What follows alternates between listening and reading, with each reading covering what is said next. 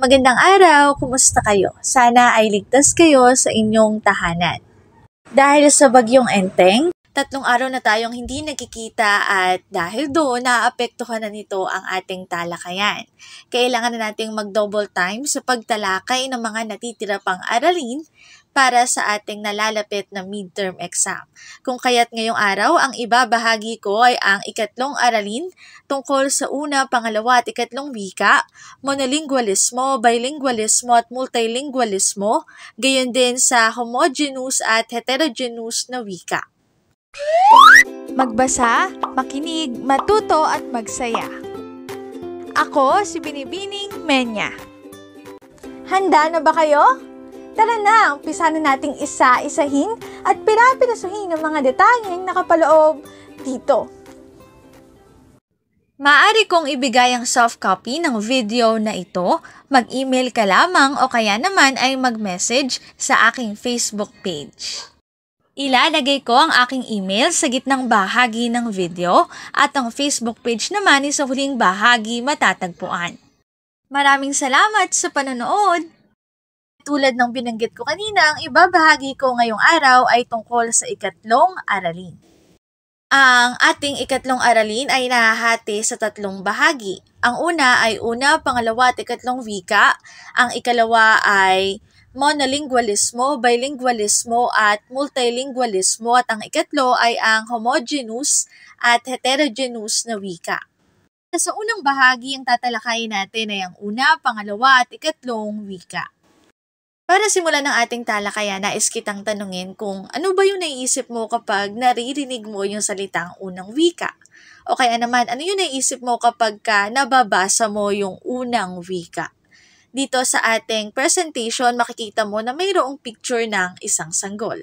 Tingin mo ano kayang kaugnayan ng sanggol sa unang wika? Ang unang wika ay wikang kinagisnan at unang natutuhan ng isang tao noong siya ay isinilang. Ito ay kilala rin bilang wikang kinagisnan, katutubong wika, mother tongue, arterial na wika at L1. Katulad ng binanggit ko sa inyo doon sa aralin ikalawa natin, kapag sinabi nating mother tongue o unang wika, ito yung unang wika na natututuhan ng isang individual noong siya ay ipinanganak. Sa wikang ito, madali mong maihahayag ang iyong kaisipan, ideya at damdamin.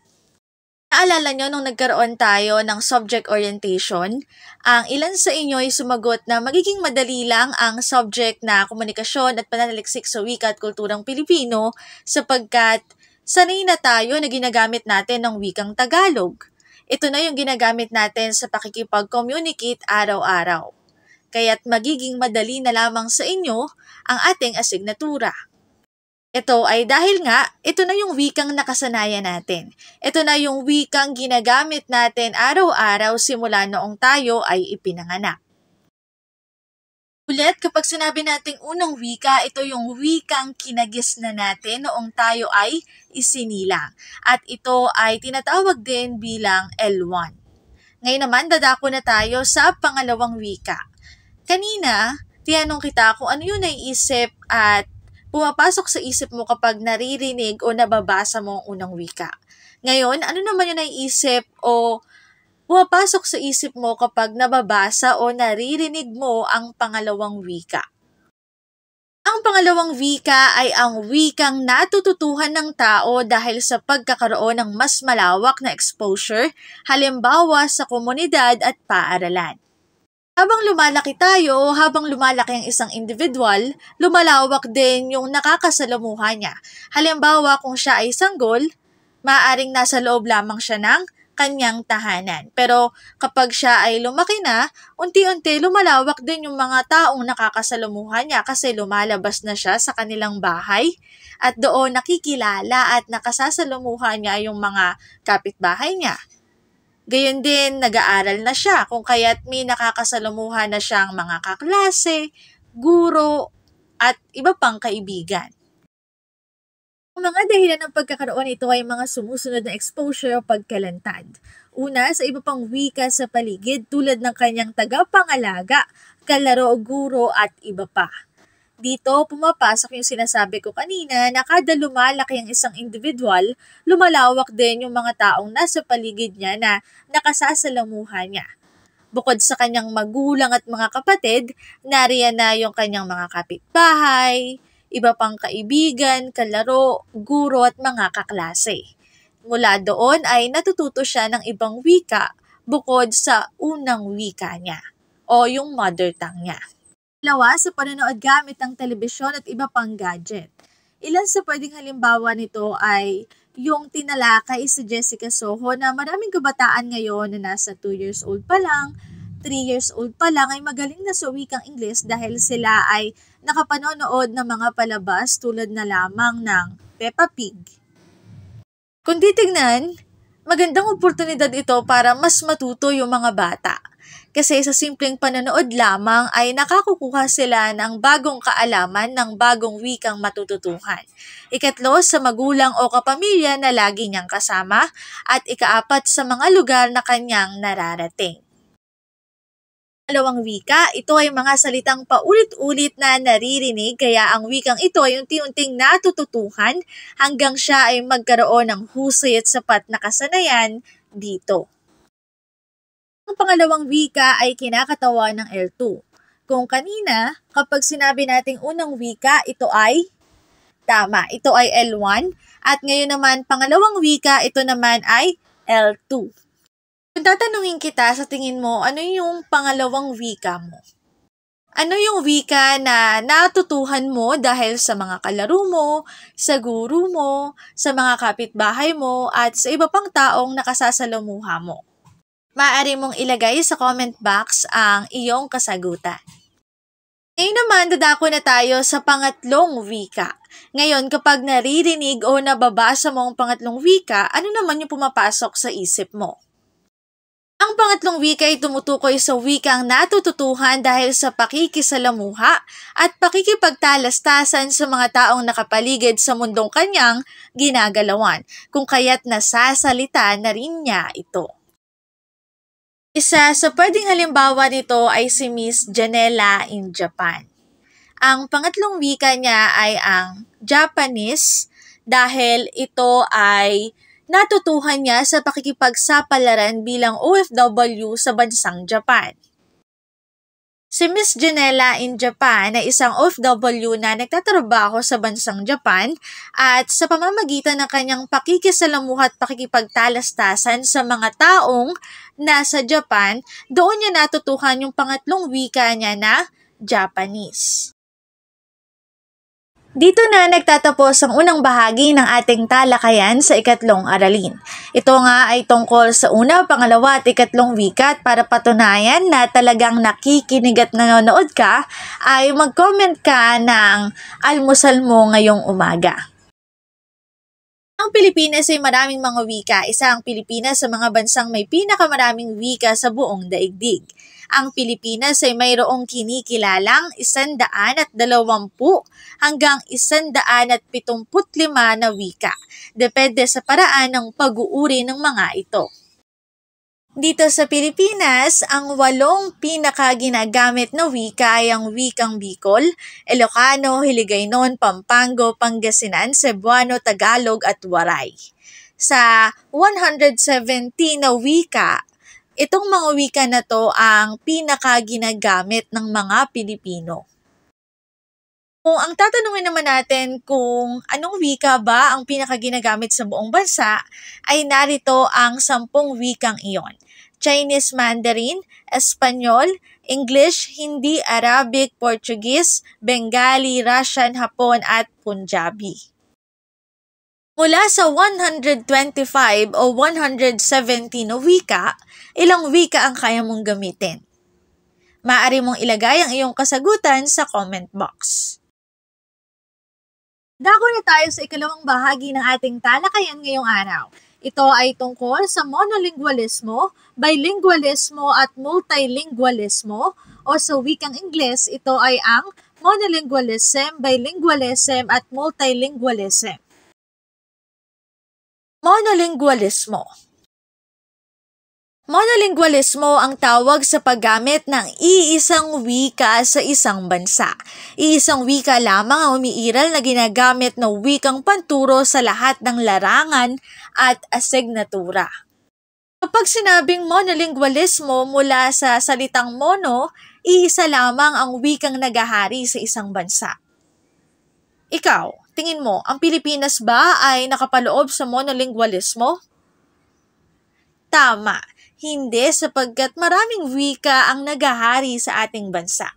Ngayon, tignan natin kung ano-ano bang mga bansa ang nakapaloob sa monolingualismo. Narito ang unang bansa. Sa tingin nyo, mula sa larawan o batay sa larawan, anong bansa kaya ito? Mahusay, ito nga ay ang bansang England. Sa tingin mo, ano kaya yung wikang nagahari sa bansang England? Magaling, ito nga ay ang wikang British English. Para naman sa ikalawang bansa, sa tingin nyo, anong bansa kaya ang nasa larawan? O anong bansa kaya ang isinasaad ng watawat? Eksakto, ang bansa na isinasaad sa larawan ay ang bansang France. Ngayon, sa tingin ninyo, ano kayang wika ang nagahari sa bansang France? Tama, ang wika na nagahari sa bansang France ay ang wikang French. Para sa ikatlong larawan, tingin nyo ano kayang bansa ang isinasaad ng larawang ito? Tumpak, ang isinasaad ng larawan ay ang bansang Japan. Ang wikang nagahari sa bansang Japan ay walang iba kung hindi ang Japanese. Mula sa ating naging talakayan, tungkol sa monolingualismo, tingin nyo ano kayang advantage at disadvantage kapag ang isang bansa ay gumagamit lamang ng isang wika? Maganda ba o tamang desisyon ba na iisang wika lang ang ginagamit sa isang bansa o sa loob ng isang bansa? O hindi magandang desisyon na iisa lang yung ginagamit na wika sa isang bansa? Maaari niyong ibigay ang inyong mga opinyon sa loobin at pananaw sa comment box. Hintayin ko ang inyong mga kasagutan sa comment box. Ngayon, dadako na tayo sa bilingualismo. Ayon kay Leonard Bloomfield noong 1935, ang bilingualismo daw ay ang paggamit ng tao ng dalawang wika na tila ba ang dalawang ito ay parehas niyang katutubong wika. Babalikan natin, kapag sinabi natin katutubong wika, ito yung mother tongue o ito yung wika na mahusay ang isang tao sapagkat ito yung ginagamit niya araw-araw, ginagamit niya sa pakikipag-communicate noong siya ay bata pa. Ibig sabihin para kay Leonard Bloomfield, kapag sinabi nating bilingualismo, dapat yung tao na yun nakapagsasalita siya ng dalawang wika ng mahusay. Ayon kay John May Namara noong 1967, ang bilingual na tao ay may sapat na kakayahan sa isa sa apat na makrong kasanayang pangwika. Kapag sinabi nating apat na makrong kasanayang pangwika o 4 macro skills, sa Ingles, ito ay yung pagsasalita, kakayahan sa pakikinig, kakayahan sa pagsusulat, at kakayahan sa pagbabasa. So, ayon kay John May Namara, kapag bilingual ang isang tao, siya ay may kakayahan sa kakayahan sa pagsasalita. Ayon naman kay Ariel Wainwright noong 1953, ikaw ay bilingual kung kaya mong gamitin ang dalawang wika na magkasalitan. Ayon naman kay Cook at Singleton noong 2014, kapag hindi mo na matukoy kung ano ang unang wika ng taong bilingual, ibig sabihin ay bihasa siya sa dalawang wika na ginagamit niya. Tinatawag itong balanced bilingual. Kadalasan itong nangyayari kapag may mga tao kayong nakasasalamuha na magaling sa wikang Ingles at magaling sa wikang Filipino. Sa sitwasyong yon, hindi mo na malaman kung ano ba talaga yung wika niya o yung unang wika niya dahil pareha siyang magaling sa dalawang wika. Ito yung sinasabi na balanced bilingual. Ulit, kapag sinabi nating bilingual, ito yung mga tao na gumagamit ng dalawang wika. Sa tingin mo, ano kaya yung advantage o ano yung kagandahan kapag ang isang tao ay marunong ng dalawang wika? Ano naman yung disadvantage o hindi kagandahan kapag ang isang tao ay marunong sa dalawang wika? Maaari mong ibigay o ilahad ang iyong mga opinyon at saloobin sa comment box. Hihintayin ko yan. Ngayon naman, dadako na tayo sa multilingualismo. Kapag sinabi naman nating multilingualismo, ito ay paggamit ng tatlo o higit pang wika. Tayo mga Pilipino ay kilala sa sistemang ito. Dahil bukod sa unang wika o mother tongue, marunong din tayong gumamit ng matatas na Filipino at Ingles. Kanina, di ba sinabi ko na ang Pilipinas daw ay mayroong 125 to 170 wika. Kapag sinabi nating multilingualismo, sinasabi na paggamit ito ng tatlo o higit pang wika. So, kung alam mo ang wikang Tagalog, wikang Filipino at wikang Ingles, makukonsider ka na bilang multilingual. Tingin mo, ano kayang advantage kapag marami kang wika na sanay gamitin? At ano naman yung mga disadvantage kapag marami kang wika na ginagamit? O marami kang wika na alam na gamitin? Maaari mong ilahad ang iyong kasagutan, opinyon, pananaw, saloobin sa comment box. Hihintayin ko yan. Ngayon, dadako na tayo sa ikatlong bahagi ng ating talakayan. Ito ay tungkol sa homogeneous at heterogeneous na wika. Ilan sa mga katangian ng wika na nabanggit ko na sa inyo noong nakaraang pagkikita ay ang wika ay buhay. Maraming salita o lengguwahe na ang nabuo dahil ang wika ay buhay, ito ay patuloy na nagbabago, umuunlad at sumasabay sa panahon. Ang isa sa mga katangian ng wika ay ang wika ay buhay. Para patunayan ito, marami ng mga salita ang umusbong at ginagamit na natin sa panahon ngayon. Maraming mga salita ang wala naman noon pero mayroon na ngayon o ginagamit na natin ngayon. Marami ring salita ang ginagamit noon pero hindi na natin ginagamit sa panahon ngayon. Para patunayan, narito ang ilang mga halimbawa. Noong nauso ang online selling noong taong 2020, maraming salita ang umusbong na hindi naman natin ginagamit noong mga naunang taon. Halimbawa, ang HM. 'Di ba? Noong nauso ang online selling, ang HM nagkaroon ng kahulugan, naging how much. Yung SSD nagkaroon ng kahulugan. Yung payment first, ginagamit na natin. Yung COD nagkaroon ng kahulugan na cash on delivery. Patunay lang nito na ang wika ay buhay. Maraming umuusbong na bagong salita na hindi naman natin ginagamit noon pero ngayon ay ginagamit na natin.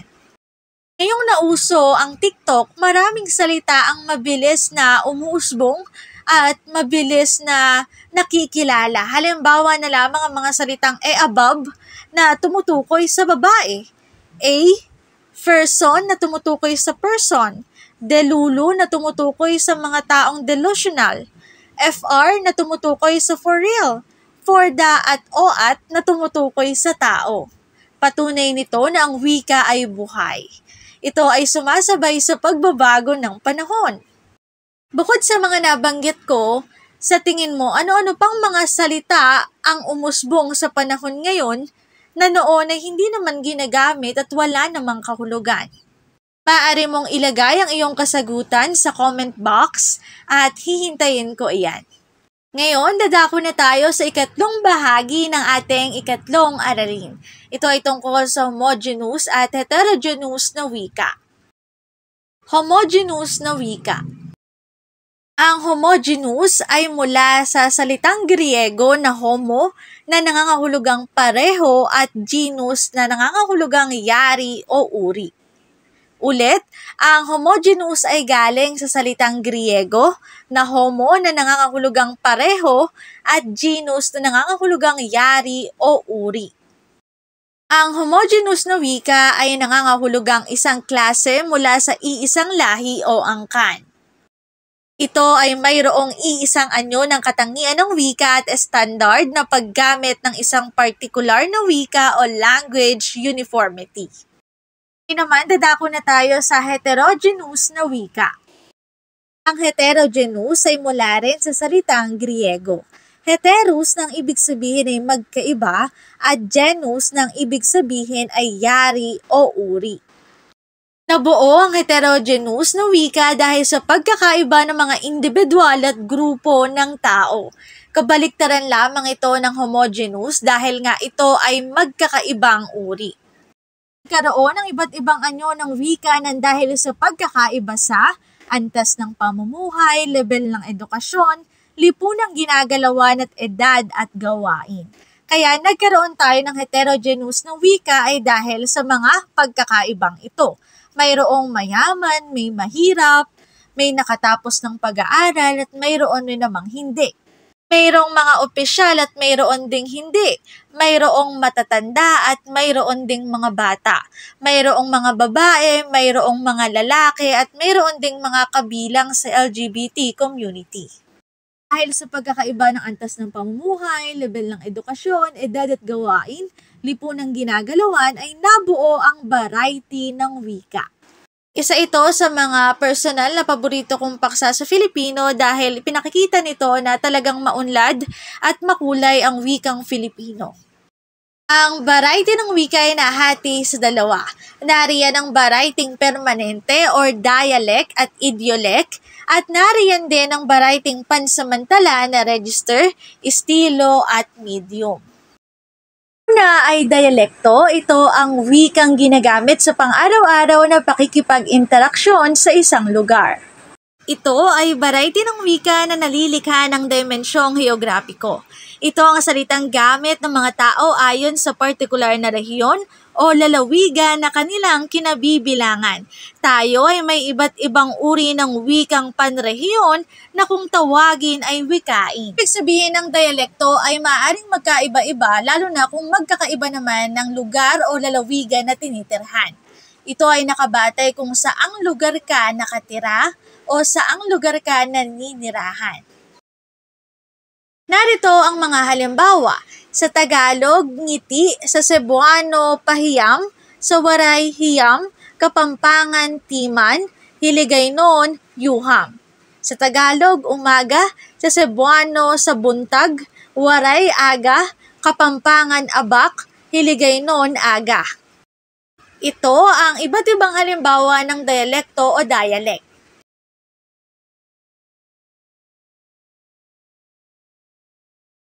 Sa ating mga Tagalog, ang tawag natin dito ay itlog.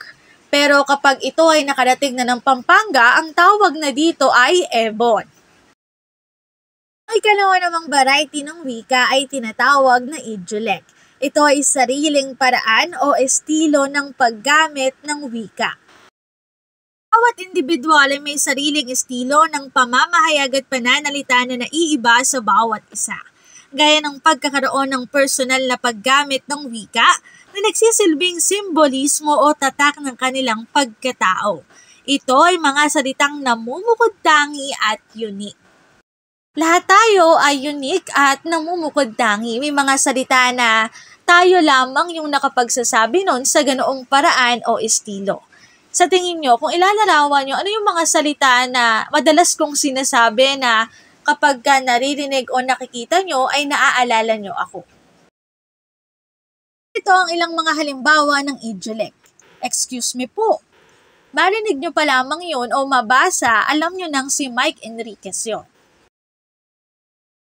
Sumunod na halimbawa, sino yung naaalala nyo kapag naririnig nyo yung todo na to, go, go, go? Maaari nyong ilagay ang kasagutan sa comment box. Sino naman ang madalas na nagsasabi ng magandang gabi, bayan? Maaari nyong ilagay ang inyong kasagutan sa comment box. Sa larawang ito, anong mga pahayag ang naririnig ninyo? Di ba minsan nakikita pa lang natin yung picture, naririnig na natin. Ito ay si Miss Mel Chanco. Ano yung madalas niyang sinasabi sa palabas na magpakailanman? Maaari niyong isulat ang inyong kasagutan sa comment box. Ang ikatlong variety naman ng wika ay register. Ito ay kinabibilangan ng mga salitang may parehas na baybay subalit magkaiba ang kahulugan depende sa gamit. Ito ang ilang mga halimbawa para mas madali niyong maunawaan. Ang salitang mura kapag ang usapan ay nasa palengke. Tumutukoy ito sa mababang presyo ng mga bilihin. Pero kung ang tinutukoy nito ay pananalita, ito ay isang ekspresyon na mayroong di kaaya-ayang kahulugan. Halimbawa, ang salitang ahas. Kapag ang usapan ay tungkol sa hayop, ito ay isang hayop na nagtataglay ng matinding kamandag. Pero kung ang usapan ay pag-ibig, ito ay isang tao na mahilig manulot. Ari nga ng iba't ibang halimbawa para mas madali niyong maunawaan kung ano ba ang tinatawag nating register. Ang register, ito yung mga salita na nagbabago ang kahulugan depende sa kung paano ito ginagamit at kung saang field ito ginagamit. Sumunod ay estilo, paraan ng pakikipag-usap na nakadepende sa relasyon ng nagsasalita sa kinakausap. Formal o hindi formal. Kapag sinabi nating estilo, ito yung paraan ng pakikipag-usap natin na nagbabago depende sa kausap natin. Halimbawa, kapag ang kausap mo tropa-tropa lang, wala nang po at opo. Pero kapag ang kausap mo ay guro, ang kausap mo mas matanda sa'yo, gumagamit ka ng po at opo. Narito ang ilang mga bagay na binibigyan pansin o kino-consider sa paraan ng pakikipag-usap. Siyempre, kapag mas matanda sa'yo yung kinakausap mo, mas formal at mas magalang. Kapag naman mas mataas yung trabaho ng kinakausap mo sa'yo, mas formal mo siyang kakausapin. At siyempre, depende rin sa lugar. Kung sa tahanan, hindi naman ganun ka-formal yung pakikipag-usap mo sa mga kasama mo. Pero kapag nasa paaralan ka, nasa trabaho ka, formal yung paraan ng pakikipag-usap mo. Yun yung tinatawag na estilo. Nagbabago yung paraan ng pakikipag-usap mo depende sa kung sino yung kausap mo at kung saan kayo nag-uusap. Sumunod naman ay medium. Ito ay maaaring pasalita o pasulat. Narito ang iba pang bahagi ng variety ng wika. 6. Sociolect. Ito ay uri ng wika na ginagamit ng isang partikular na grupo. Mga salitang ito ay nakabatay sa katayuang sosyo-ekonomiko at kasarian ng individual na gumagamit ng mga naturang salita. Ito ang mga halimbawa. Una, gilinggo, bekimon, ikalawa, jejemon, at ikatlo ay konyo. Pag sinabi natin gay linggo o bekimon, ito ay mga lengguwahe ng mga individual na miyembro ng LGBT community, particular na ang mga gay. Ito ang ilang mga halimbawang pangusap. Number 1, Gora Bells, push mo yan. Ikalawa, okay, Gora na tayo. At ikatlo, wapakel sa say mo. Ito ang ilang pang halimbawa. Number 1, saan chika ngayon, chi? Ibig sabihin, saan ka ngayon? Ikalawa, nakakalurky ka. Ang ibig sabihin, nakakaloka ka. At ikatlo, haler, sino chite? Hello, sino ito? Sumunod naman ay jejemon. Ito ay paggamit o pagbuo ng pangusap o parirala sa pag-iba-iba ng mga posisyon ng titik sa isang salita.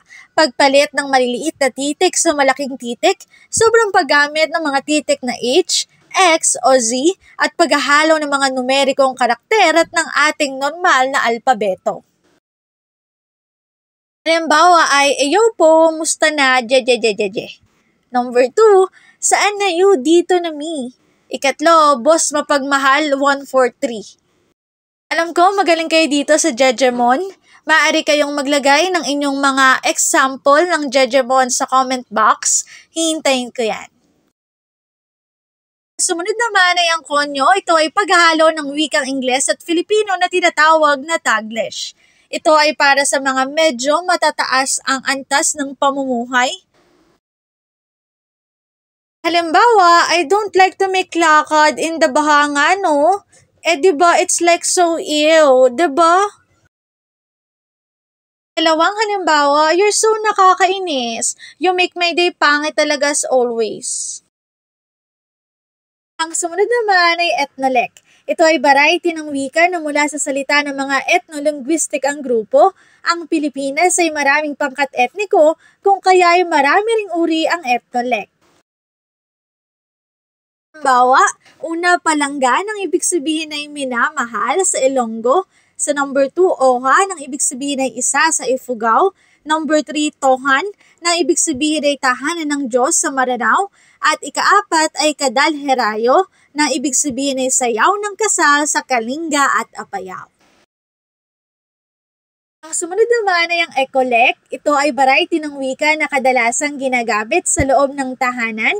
Mga salitang madalas na naririnig sa bata at matanda sa araw-araw na pakikipagtalastasan. Ito ang ilang mga halimbawa. Palikuran na nangangahulugang banyo o CR. Platuhan ng ibig sabihin ay papingganan. Lababo ng ibig sabihin ay hugasan. Narito ang aking sanggunian ng mga impormasyong nakatala sa bawat slides. Kung interesado kayo na magbasa pa, maaari niyong bisitahin ang mga website na ito. Hanggang dito na lamang. Sana ay marami kayong natutuhan mula sa ating ikatlong aralin.